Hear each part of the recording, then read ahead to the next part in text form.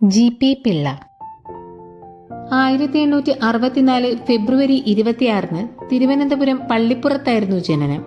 കുട്ടിക്കാലത്ത് തന്നെ മാതാപിതാക്കൾ നഷ്ടപ്പെട്ടു.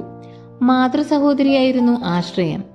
ഹാൾ മെൽവിൻ വാക്കറുടെ പത്രാധിപത്യത്തിൽ കൊച്ചിയിൽ നിന്നും പ്രസിദ്ധീകരിച്ചിരുന്ന വെസ്റ്റേൺ സ്റ്റാർ, ഫ്രാൻസിസ് റൈസ് പത്രാധിപരായിരുന്ന കൊച്ചിൻ ആർഗസ് എന്നീ പത്രങ്ങളിൽ തിരുവിതാംകൂറിലെ ദിവാൻ ഭരണത്തെ അതിരൂക്ഷമായി വിമർശിച്ചുകൊണ്ട് തൂലികാനാമങ്ങളിൽ ലേഖനങ്ങൾ എഴുതി.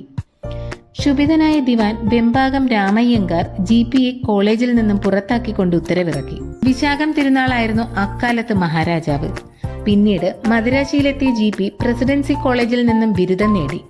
ഉപജീവനത്തിനായി അല്പകാലം മദ്രാസ് ഹൈക്കോടതിയിൽ പരിഭാഷകനായി ജോലി ചെയ്തു. പിന്നീട് മാറിവന്ന തിരുവിതാംകൂർ ദിവാനായ T രാമറാവുവിന്റെ ഭരണവും പഴയതുപോലെ തന്നെയായിരുന്നു. ദിവാൻ ഭരണത്തിനെതിരെ മദ്രാസിലെ പ്രമുഖ പത്രങ്ങളിൽ ഒരു രാജ്യസ്നേഹി എന്ന തൂലികാനാമത്തിൽ അദ്ദേഹം വിമർശന ലേഖനങ്ങൾ എഴുതി. 1887 മദ്രാസ് ഗവർണർ കണിമാറ പ്രഭു തിരുവിതാംകൂർ സന്ദർശിച്ചപ്പോൾ അവിടുത്തെ ഭരണത്തെ രൂക്ഷമായി വിമർശിച്ചുകൊണ്ട് GP പ്രോ പാട്രിയ എന്ന പ്രച്ഛന്നനാമത്തിൽ തുറന്ന കത്തെഴുതി പ്രസിദ്ധീകരിച്ചു. 1892 മദ്രാസ് സ്റ്റാൻഡേർഡ് എന്ന പത്രത്തിന്റെ പത്രാധിപത്യം GP ഏറ്റെടുത്tu. 1885 രൂപം കൊണ്ട ഇന്ത്യൻ നാഷണൽ കോൺഗ്രസുമായി ആദ്യം ബന്ധപ്പെട്ട മലയാളി കൂടിയായിരുന്നു GP.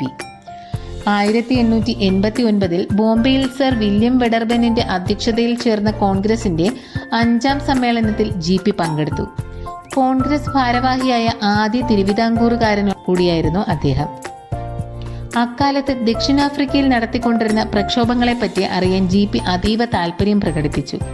ആ സമരങ്ങളെ ഇന്ത്യക്കാർക്ക് പരിചയപ്പെടുത്തി കൊടുക്കുന്നതിലും അദ്ദേഹം മുൻകൈയെടുത്തു. ഗാന്ധിജി തയ്യാറാക്കിയ ദക്ഷിണാഫ്രിക്കയിലെ ഇന്ത്യക്കാരുടെ ദുരിതങ്ങൾ വിവരിക്കുന്ന the grievances of the British Indians and appeal to the Indian public എന്ന പച്ച ലഘുലേഖ പ്രസിദ്ധീകരിക്കാൻ ഇന്ത്യയിലെ അന്നത്തെ പ്രമുഖ പത്രങ്ങൾ വിമുഖത കാട്ടി.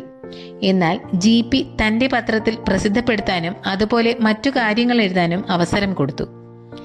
ദക്ഷിണാഫ്രിക്കൻ പ്രശ്നത്തിൽ GP കാട്ടിയ സവിശേഷ താല്പര്യം ഗാന്ധിജിയെ അത്ഭുതപ്പെടുത്തി. GPയിൽ നിന്ന് ലഭിച്ച ഹൃദ്യമായ സഹകരണത്തെപ്പറ്റി കൃതജ്ഞത തുളുമ്പുന്ന വാക്കുകളിൽ മഹാത്മാഗാന്ധി തന്റെ ആത്മകഥയിൽ രേഖപ്പെടുത്തി. രാഷ്ട്രപിതാവിന്റെ ആത്മകഥയിൽ ഇടം പിടിച്ച ഏക മലയാളിയും GP പിള്ളയാണ്. 1903 മെയ് 21 അന്തരിച്ചു.